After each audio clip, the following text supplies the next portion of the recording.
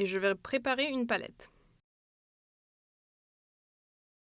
La façon dont vous préparez votre palette est très importante. Il est important de la préparer de la manière la plus adéquate pour vous, mais toujours de la même manière. Ce que je vais faire, c'est commencer par le blanc, en allant doucement vers les couleurs chaudes par là et vers les plus froides. Toujours de la même manière. La raison pour cela est que lorsque je suis assise en train de peindre, je n'ai pas envie de penser à où sont mes couleurs ou où est ce rouge dont j'avais besoin. Je les sais exactement. Ça devient presque intuitif. Je me déplace de là à là, sans même avoir besoin de regarder ou quitter ma peinture des yeux. Ou si je peins en extérieur, je peux garder mon regard fixé sur la peinture. Considérez cela comme lorsque vous faites la vaisselle ou que vous videz le lave-vaisselle à la maison. Vous sortez la vaisselle et la disposez automatiquement là où elle doit aller. C'est la même chose pour vos couleurs. Pas besoin de penser, elles sont là et elles sont prêtes à l'emploi et vous n'avez qu'à vous concentrer sur la peinture. Le reste devient naturel. Donc maintenant, je vais préparer ma palette. Et vous pouvez observer comment je les rassemble.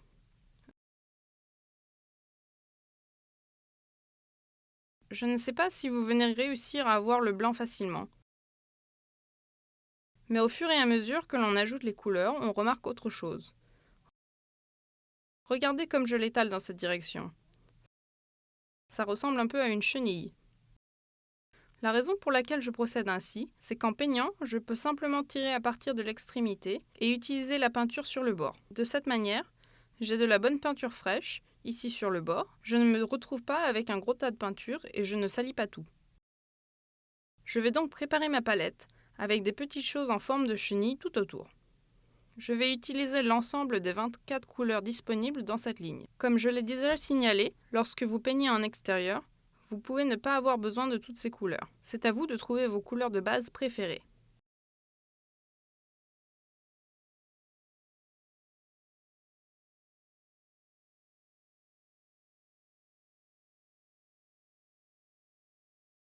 Et lorsqu'ils peignent, j'aime expliquer à mes élèves qu'ils doivent le faire comme des millionnaires. Extrayer un grand volume de peinture afin de ne pas avoir à revenir là-dessus et en rajouter. Enfin, n'en extrait qu'une toute petite dose de la taille d'un petit pois et doivent sans cesse en remettre sans pouvoir s'occuper de la peinture. Il est nécessaire d'y veiller dès maintenant et de ne pas avoir à se préoccuper en permanence de remettre de la peinture. Il s'agit d'une marque à prix adorable dont vous pouvez le faire. Vous pouvez extraire une grosse quantité de peinture et vous amuser avec. Comme vous pouvez le remarquer, j'essaye de faire très attention au sens où je les dispose. Je préfère vraiment lorsqu'elles vont du clair au foncé. C'est pourquoi je les ai disposées ici dans une sorte d'assortiment pour les présenter. Ce n'est pas vraiment la manière de les disposer à laquelle je m'attendais, mais en le faisant, j'ai choisi d'aller du plus clair vers le médium jusqu'au plus foncé. Je vais maintenant m'intéresser à la famille des verts.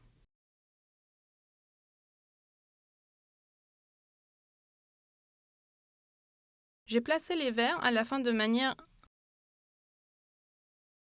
intentionnelle, car vous avez ici les couleurs primaires, jaune, rouge et bleu.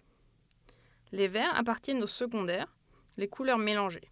J'essaie de ne pas les utiliser, je n'y vais pas tout de suite, je les utilise pour faire ressortir les autres. J'essaie de les mélanger d'abord, car plus vous mélangez vos couleurs à partir des couleurs basiques primaires, plus vous aurez d'harmonie dans vos peintures. Voilà de superbes verts. Mais j'essaie de faire avec les basiques d'abord, puis d'aller ensuite vers ces beaux verts charnus.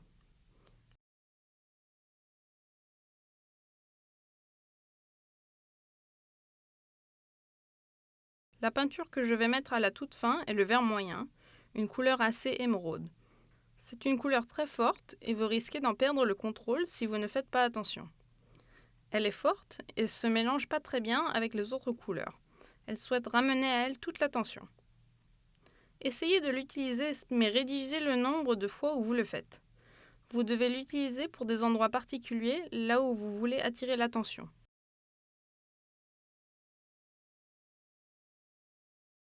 Je pense que j'ai la plupart des couleurs.